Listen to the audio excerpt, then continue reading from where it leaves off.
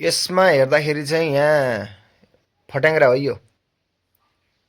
फट्याङ्ग्राको पुरा व्यापार भइरहेछ।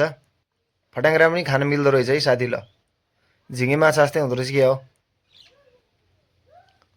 यसको खुट्टाहरू सब फालेर पखेटा फालिसकेपछि बनाउँदैछ यहाँ। ल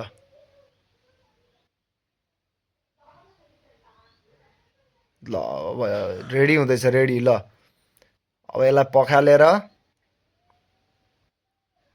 हेर त, हेर्दै यस्तो दामी देखिसक्यो यार। मिठो होला जस्तो के।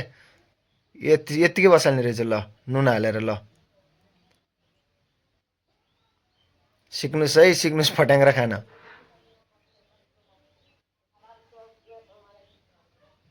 ल रेडी यार।